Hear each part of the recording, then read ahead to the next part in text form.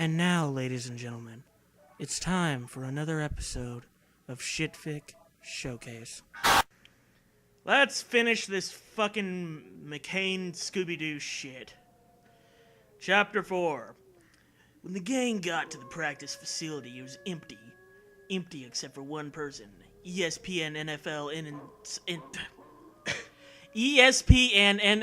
insider Adam Schefter. Say that 5 times fast. Yeah, well, I'm gonna have to say it 5 times. It looks like, because look at the fucking look. Oh my god! It shows up again. They keep referring to him that way. I don't even know who the guy is. Yeah, me neither. You see, we're we Flash people. We're not we sports people. Not exactly normally something in our wheelhouse. We thought going in, that it would just be like the Scooby-Doo and John McCain stuff, and that the writer would be happy with that. But no. Maybe he'd go, Scooby-Doo would go to Washington, But no. This fanfic author was like, I'm so frustrated about football people, and the only way I can express that frustration is in the context of a fucking crossover fanfic with Arizona Senator John McCain and Scooby-Doo. Yeah. Because this is what Vietnam did to me. Because that damn English prompt said free write and fuck anything else. Schefter was sitting on his laptop, alone in the dark, while looking at a picture of an ostrich. I do that sometimes. Sitting on his laptop. On the laptop, yeah. Yeah. And he's holding like a Polaroid of an ostrich in front of him in the dark that he can't see. If only I could look this up on some kind of device where lots of pictures of ostriches could be found. See, once you're too deep into the ESPN NFL stuff, once you're too much on the inside, you forget about what's on the outside. Exactly. He's been locked in a cell for years without any kind of internet device. ESPN NFL insider Adam Schefter. I'm gonna have hell with that every time. Like, what's the deal with that picture of an ostrich, man? Shaggy inquired. Should I just fill in that part whenever you get to it? No. Okay. You gotta learn the hard way. Gotta get good. Oh, hey, John McCain, Shaggy, Scooby, the rest of the gang. I'm just casually going to refer to you by who I know you are, even though I know that your existence in this universe should be fucking impossible. But I'm an ESPN NFL insider. I've seen some shit. Anyway, that's my wife. I'm in love with an ostrich. All the neighbors complain, you see. But she loves me. I can't help it if they don't understand it. ESPN NFL insider Adam Schefter explained. You should not even bother correcting yourself whenever you fuck it up. Just let it slowly devolve. Until it just turns into like Bob Hope. 3 more times it's gonna show up. Sounds reasonable, Daphne said. Velma wondered to herself when she's going to have a line. I think I'm gonna need a line to get through the rest of this shit. Mr. ESPN NFL insider Adam Schefter, all you do is hype people up like Johnny Manziel. You obviously have eyes and ears on him at all time. Do you know where he went? Of all time! Fred asked. Well, the last time I saw Johnny football, he was walking over to that extremely dimly lit corner. ESPN NFL insider Adam Schefter pointed to an extremely dimly lit corner in the practice facility. I'd say look over there. Thanks, Mr. ESPN NFL insider Adam Schefter, Daphne said. Now I'm good at it. Fuck. The fucking practice. Wait, open your mouth. Yeah, your tongue's tied in knots. Oh, fuck. Alright, well, I'll have to go untie it after this fucking fanfic. It's in a slip knot. Yeah. Any moment I'm gonna start singing Wait and Bleed. The gang slowly crept over to the dimly lit corner as to increase the dramatic effect. When they got to the corner, they looked around, but they found nothing. Scooby, however, was sniffing along the base of the wall and then found something. "Over here!" Scooby shouted. Lover rear? Lover rear. Lover rear.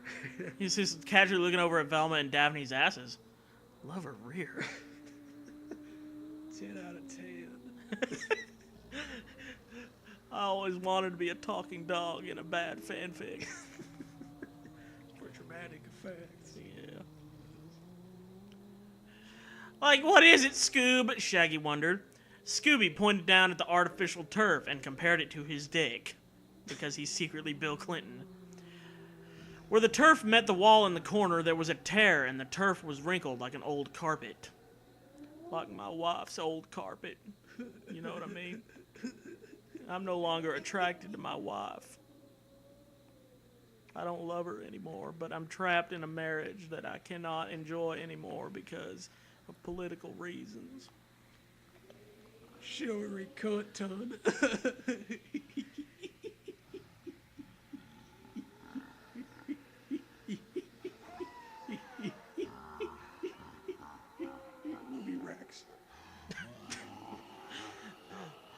Like, I wonder what would happen if I lift this up, Shaggy said to Scooby. He lifted the turf from the corner and peeled it slowly away from the wall. I got a turth. I need the dirt. Can you pull it? Eventually, he had peeled so much that it revealed a secret trap door.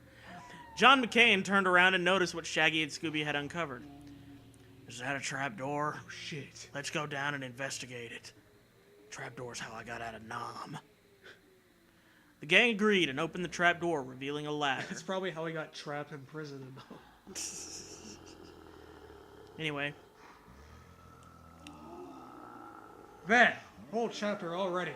Mm-hmm. Woo! Chapter 5. The gang reached the bottom of the ladder, and they immediately heard a weird noise.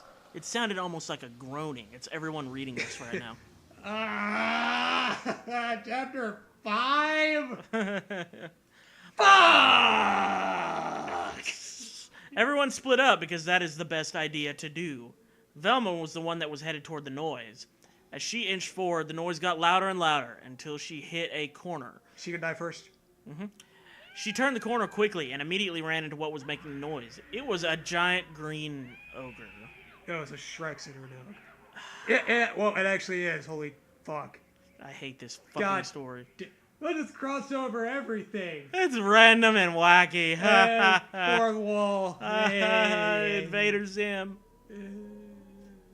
Since she quite literally ran into the ogre, her glasses popped off of her face. Like they were fastened there somehow. Yeah. There went my glasses. The ogre lifted its arms and began to look quite menacing. My name is Shrek and I am an ogre! Rawr! Velma's glasses hit that was Velma's glasses talking, actually. Yeah. They want to get some new glasses there. Like, I know you can't see without them, but holy shit, there's gotta be something. I'm picturing Velma with Shrek taped to her face somehow. I can't see without this ogre taped to my face! She instantly dropped down to the floor and began flailing her arms around in an attempt to feel for her glasses. Making snow angels. She's having a fucking seizure. Yeah, you really find your glasses like that. My glasses! I can't see without my glasses, she exclaimed. John McCain came running to her aid because this always happens to Velma. He came running to her aid. Yeah, he just fucking jogged over with them fucking 78-year-old legs of his.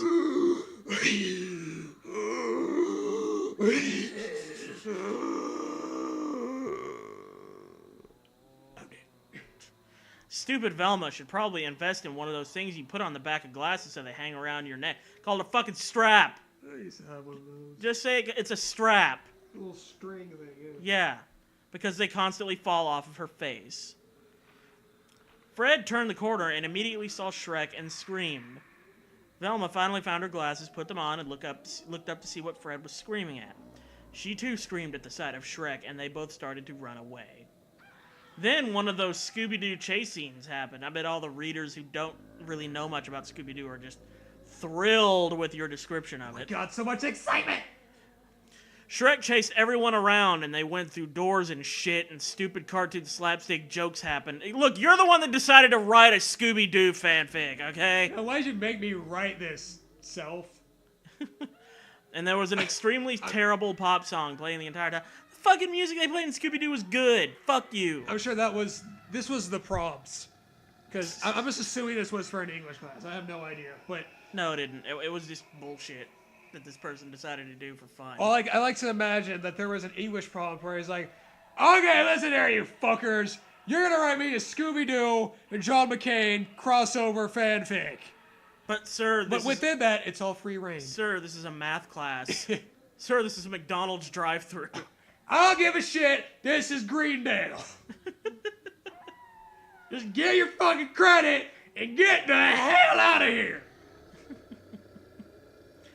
Mr. Jonathan Banks, why? This is chemistry.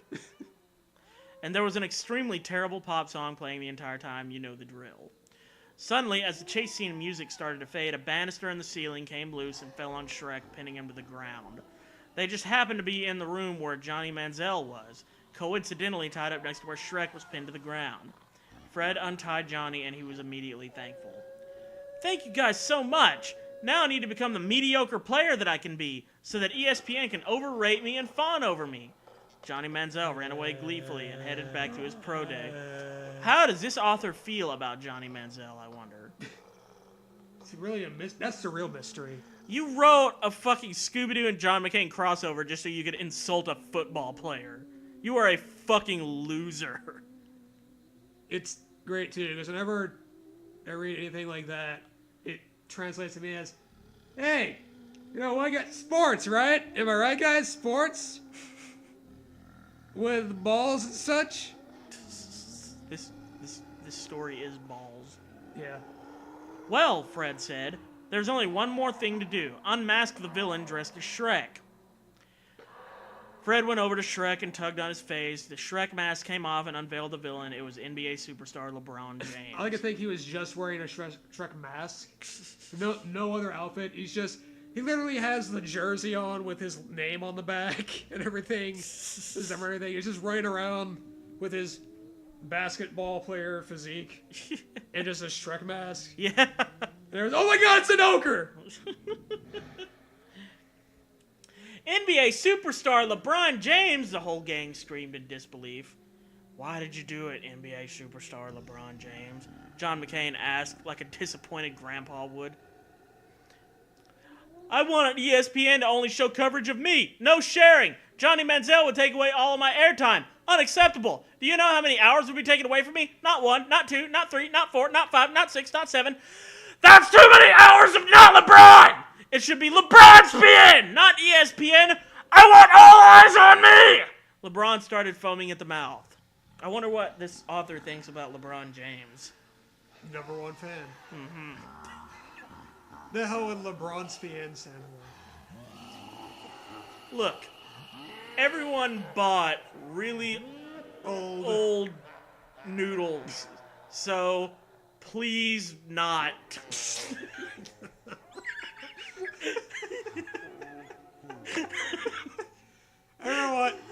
Everyone bought really old noodles. Shit piss noodles. Well, if they're really old, I think that's the least of their problems. So piss now. Yeah.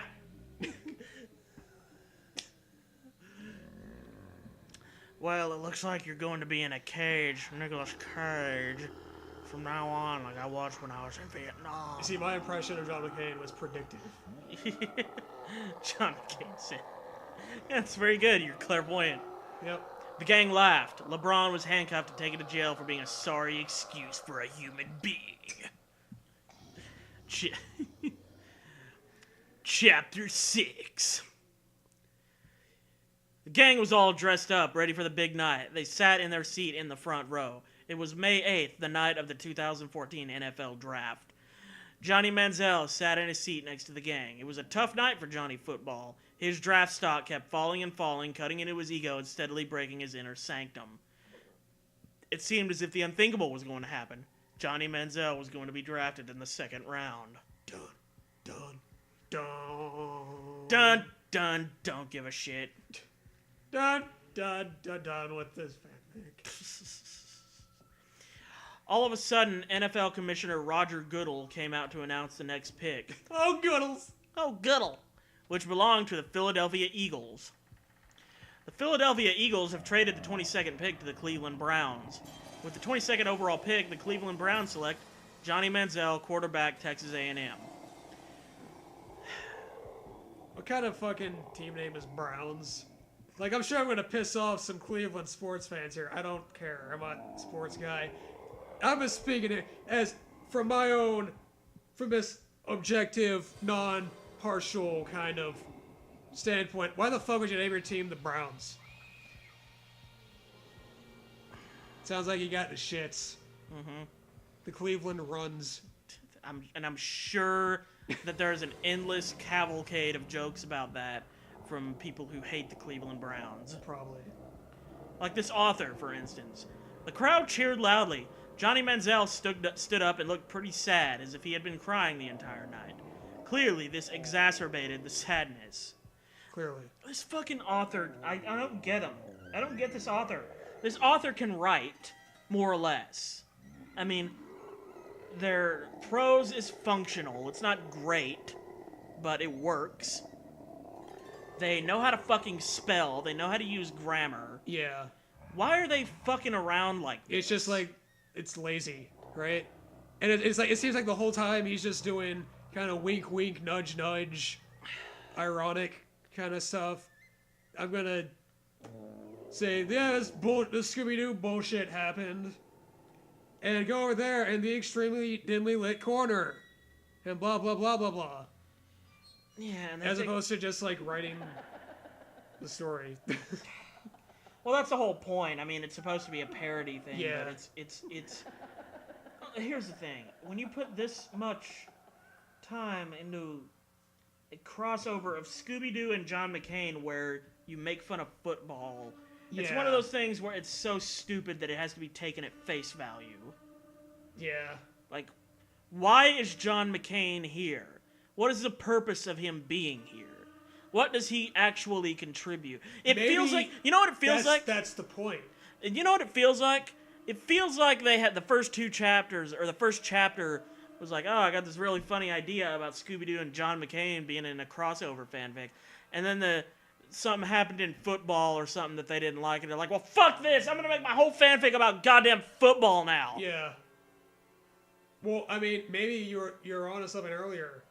The whole point of this is to get you to question, why is John McCain here?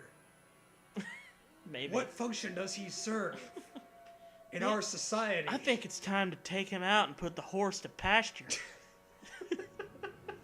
Yes, here we are, Flash people, advocating on our fucking soapbox on Shitfic Showcase. I'm not saying assassinate him, okay? That's not what I'm saying. I'm saying take him to the vet and have him humanely put down. He is a vet! Excuse me, sir! Well, look, John McCain is more of a vet than you will ever be! The dude... With your little low-life, little YouTube channel you got here. You think it's cute? You think you're being cute? It ain't funny. Look. John McCain's got a brain tumor. He's severely ill. He will probably die. No matter, all the greatest health care in the world isn't going to do much for you when you're an 80-year-old man suffering from a severe rare brain cancer. Well, you know what? I got a brain tumor too. It's called America. Johnny Football was headed to the saddest franchise in all of sports, and there was nothing he could do about it. The gang looked around, embarrassed that they helped this wonderful football player end up on such a sorry franchise. John McCain called up the general manager of the Arizona Cardinals to scold him for letting Manziel drop this low. Sports. Johnny walked onto the stage and accepted his Cleveland Browns hat, which I assume has a turd just right in the hat. It's like the Wisconsin cheesehead hats, but it's just a turd. And a real one. Yeah. Yeah. Not even one of those novelty plastic ones. Just the. No, just a turd. Just Roger Goodell took a shit right before he announced the pick, and there you go. He continued on and walked over to NFL Commissioner NFL Commissioner Roger Goodell. Thank you. With whom he shook hands and gave him a photo opportunity. A reporter came up to him and asked him why the Cleveland Browns would have selected him. I have character, and God wanted me to land in Cleveland, Johnny Football said with a grin on his face.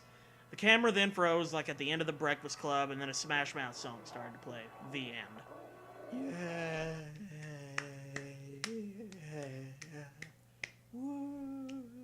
That was funny. That was so funny. You sure showed them football sports people and John McCain and what's Scooby-Doo? There was no Scooby-Doo shit in the last chapter. I know what the fuck. The gang was there at the football game, but No, it had potential, man. the story is like a metaphor for like the idea of nihilism. Just nothing in the story means anything. It's just all very tawdry and pointless. Much like our lives.